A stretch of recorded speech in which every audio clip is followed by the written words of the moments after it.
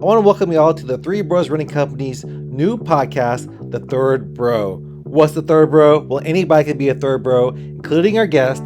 And today, for sure, is going to be our audience. In today's podcast, we're going to introduce you to ourselves and also tell you about what this Third Bro podcast is going to be all about. Next off, we'll answer one of our most popular questions: what is our next race? We're going to give you a tentative schedule of what's coming up in 2023. We'll even talk a little bit about the drama that happened over at Houston with Matt Choi, an influencer who ran without a real bib.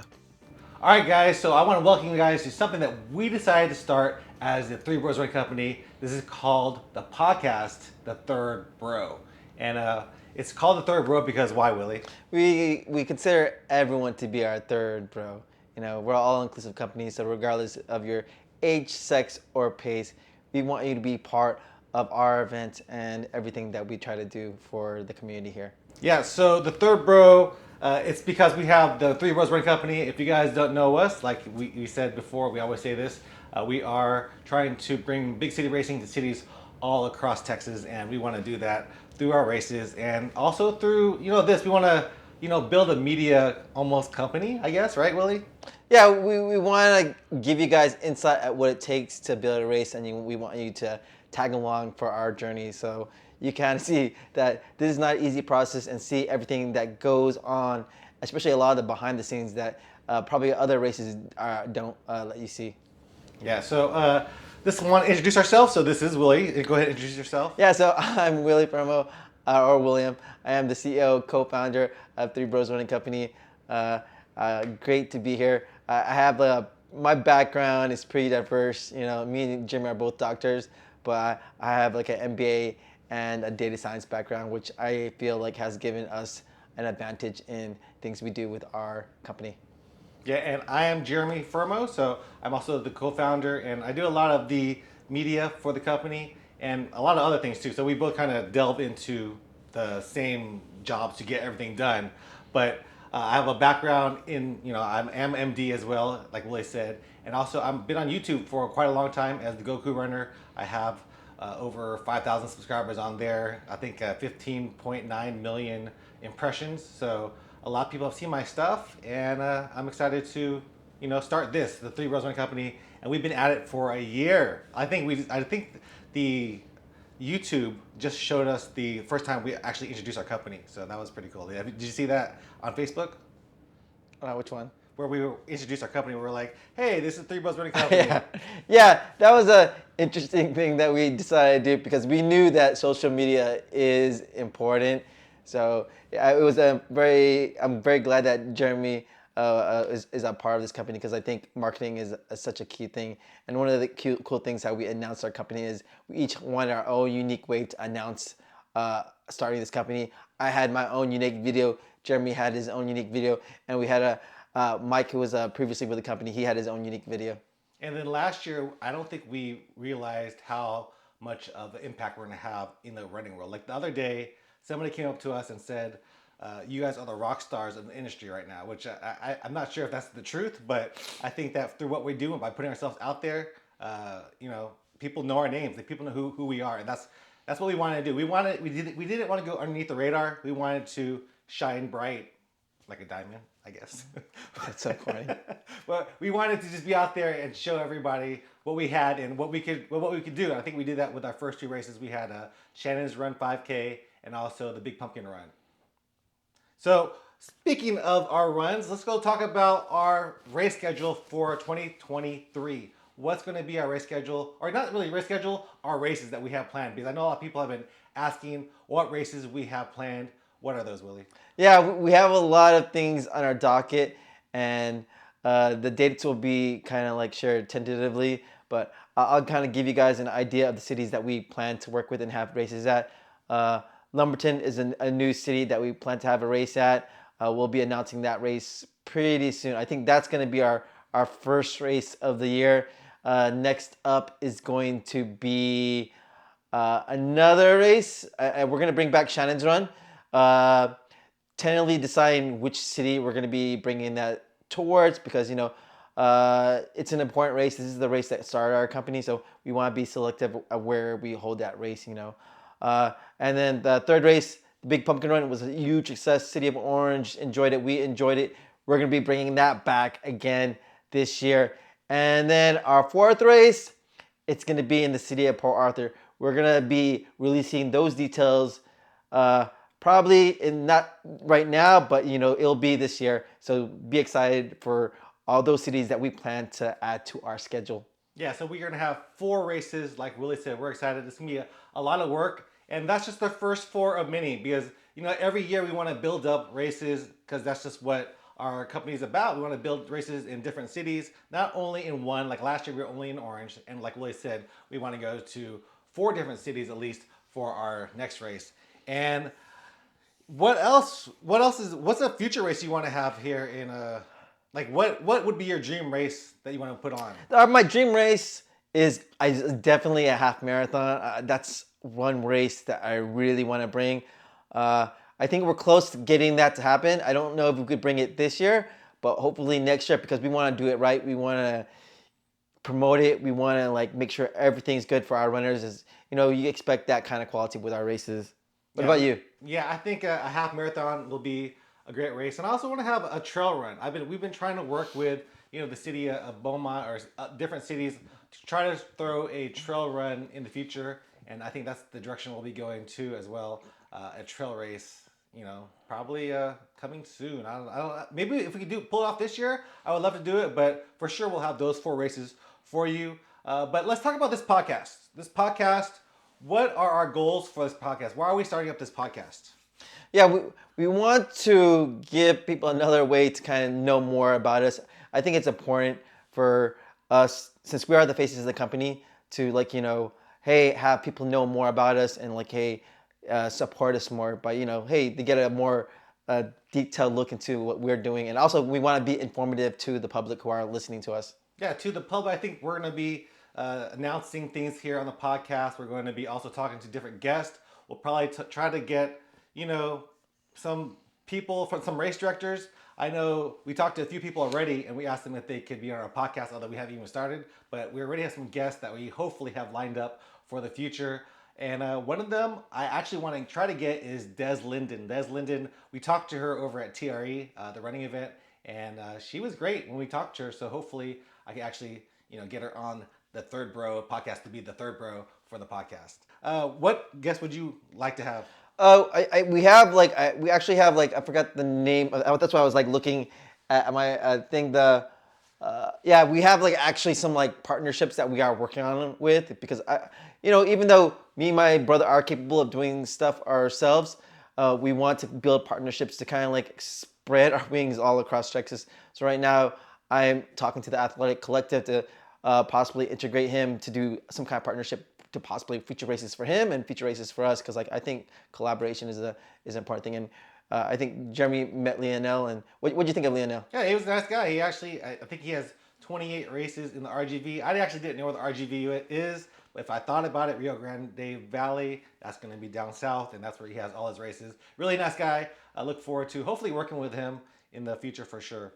But yeah, that's the podcast, and I think everything's going well. Let's talk about some controversies that's been happening lately, like in the Houston Marathon. If you guys heard about an influencer, Matt Choi, he actually ran the race illegally. He ran with someone else's bib. I know a lot of people didn't think that was a big deal, and as race directors ourselves, and also as influencers, because we do put ourselves out there on social media, we have a unique perspective on that. And one of the big ones for me is that why would you do that? If you knew it was illegal, and he says he doesn't know, you don't put yourself in a situation where you're going to get caught.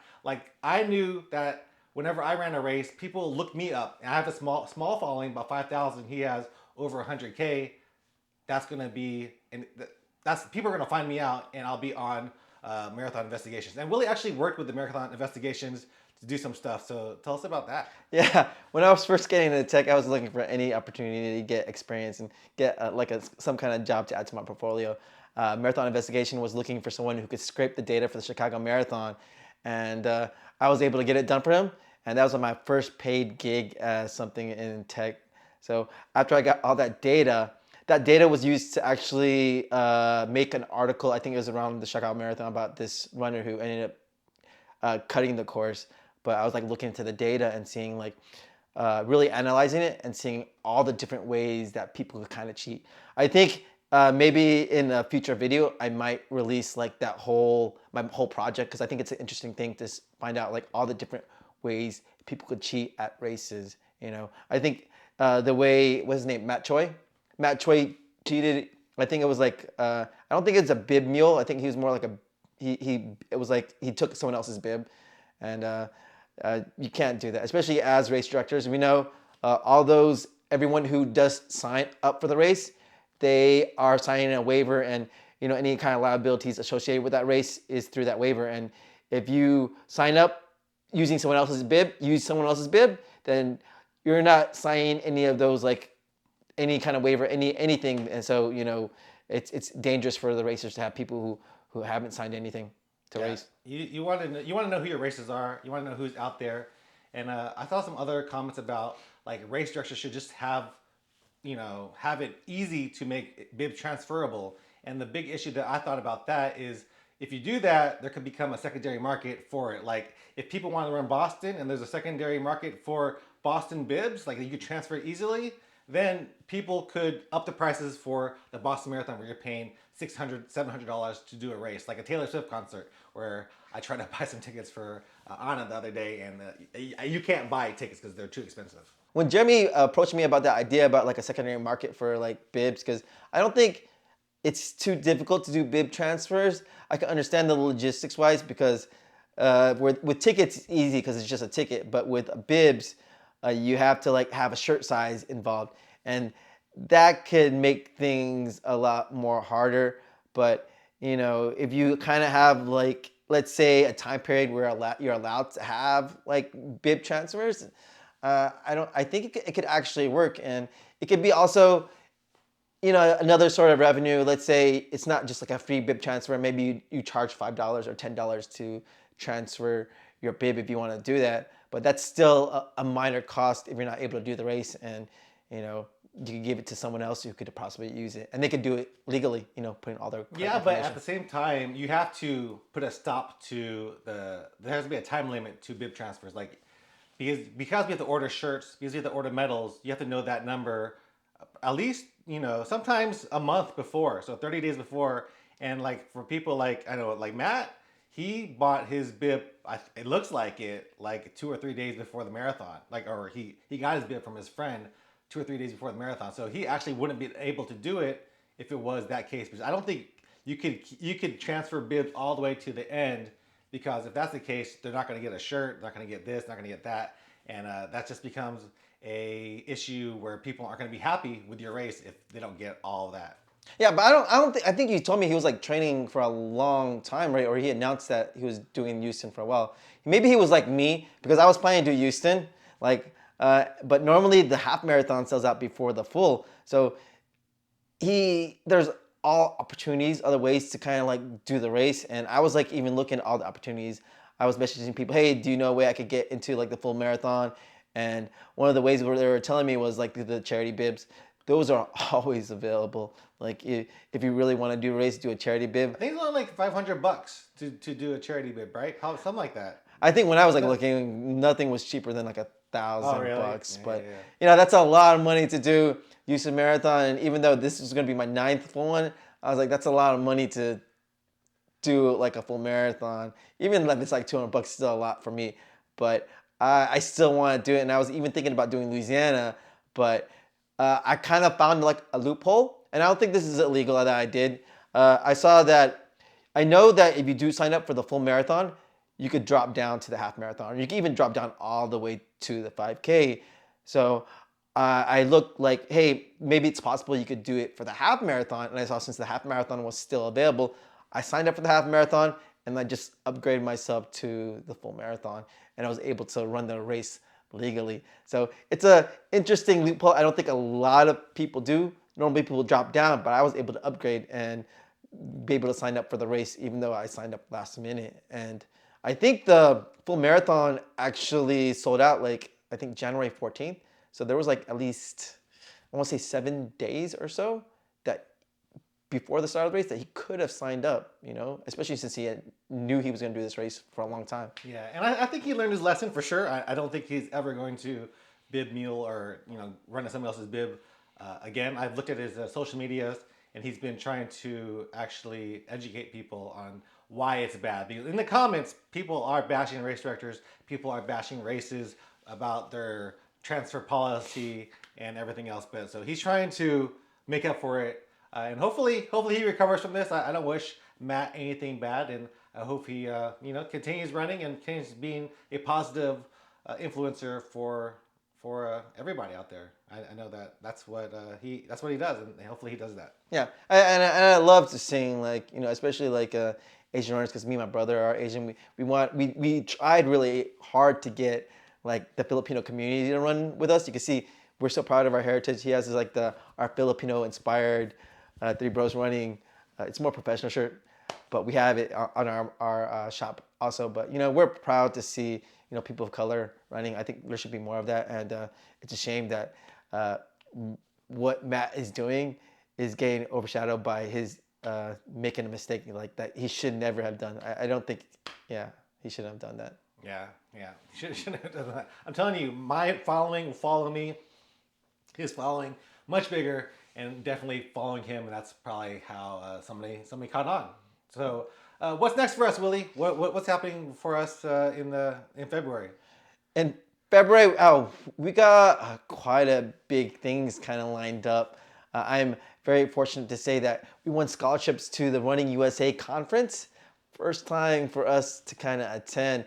We were looking into it, but it's in Denver, Colorado, and we're like, flights, hotels, all that stuff kind of adds up. So we're fortunate enough that they are providing the scholarship that gives us the opportunity to attend that event. And I'm excited to be there because there's going to be a lot of big people from the running industry, leaders attending that. And for us to be there and is an honor. And I can't wait to meet all the people that make all these connections. Yeah, it's a full scholarship. That means we're going to get our flights, our hotels, and also the conference fee. So they're paying for all of that. So really excited to do that, and thankful to Running USA for having us as a scholarship recipient. And we're actually 2 scholarship recipients because they announced 6 of them, and we just happen to be 2 of them. So that's gonna be fun. And I just got off of a Zoom call with them where they talked about the importance of actually meeting people. And Willie and I, we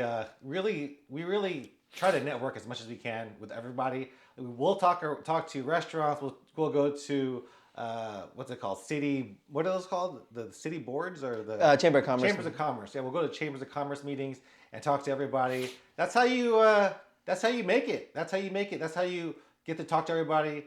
And over there's actually going to be a session where we're going to be going 5-minute sessions with 30 different, powerful people in the industry, and telling them what our brand is, telling them what we want for the future, and it's gonna be exciting. I'm excited to go there and meet everybody. So I feel like networking is such an important tool any business should have, or I mean, not only business, but anyone should have. Be able to talk to people anytime, anywhere, because I believe everyone has value, and you never know that person that you made a connection with, they can help you out some way, somehow.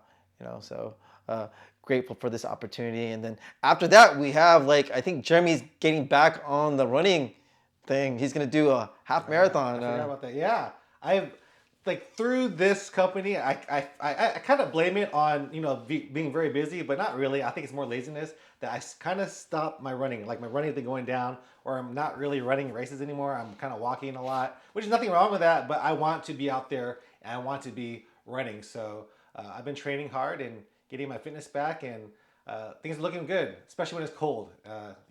Big guys, they love cold weather. So when it's cold, I can run, and I'm excited to run the Las Vegas half marathon. We'll be heading over there at the end of February. I think the 28th, 27th. We'll be over there running the race, and hopefully it's gonna be a fun time. I don't think I'm gonna do it for a time, because Vegas, it's gonna be fun with all the spectators out there doing what they're gonna do. I want to showcase that, because that's what I do. I bring a 360 camera and I will showcase everything in our run. So if you guys want to follow that, go to Goku Runner the YouTube channel and see that. Willie will probably put some content out there too, because Willie's also getting more into the content creation side of our business, right? Yeah, if you see like the early YouTube videos, I was not very comfortable in front of the camera, and I knew Jeremy was doing a lot of work, and I feel content is king. So I ended up learning how to make videos. I upgraded my camera, my phone, and then we just bought another camera, so I might be using it on any of my adventures. But I'm excited for this trip. So I may create content specifically for this Three Bros in Las Vegas, but I just finished my 49th full marathon in Houston, and now I'm looking forward to what my 50th one should be. So if any of you guys out there know like a good marathon that you would recommend for my 50th I should do, let me know. I mean, there are races here that I could do locally, Woodlands, Lucky Trails, Austin, but I want to do something unique. So if you guys know any races that you could recommend, like now to, let's say, March, let me know, because I'm looking to do like something special for my 50th. Yeah, we'll be going to that running conference in Denver, and you'll meet every single race director over there. I know Boston's going to be there, the Cherry, whatever run that is. So you'll be able to talk to them and see which one. Maybe they'll even give you a race. Oh yeah, that would be the best way for me to race. I love doing free races. Is there any races like let's go marathons that you'd want to do if you had like a race that you've always wanted to do but you've never had a chance to? Chicago, I want to do Chicago. Definitely New York. I don't know if it's still I'm able to sign up for that, but probably New York is the one I want to do. But Chicago, New York, LA, probably those three would be something that I would like to do for sure. How about you? My dream race, I don't know. I've done a lot like races. I've done Big Sur, like other races, but my dream race would be like the Disney Marathon. I've always wanted to do that. I think I would, if I did it, I would go for the Dopey Challenge. You know, so you do a 5K, 10K, half marathon, and marathon, and you know, I don't want to do. I've always kind of talked about, but that's one of my bucket list races that I always want to do. Yeah, and they'll be out there too, so you can talk to them as well. Yeah. And be like, hey, can you hopefully hook me up with a race? If there's any race directors out there, you want to run our race, you just contact us. Maybe we'll hook you up too. So who knows, right? Yeah. We'll hook you up for our race. You hook us up with like a marathon. We'll run it. We make content. You know, it's a win-win. One person I do want to have on our podcast is going to be Keith, the guy who interviewed us from the Houston Running Zone. He's a great podcast. He's had us there 3 times actually, right? Yeah.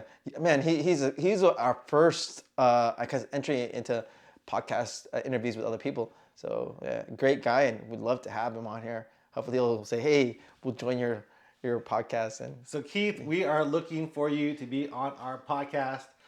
Make sure to put some time away for us so we can have you on here.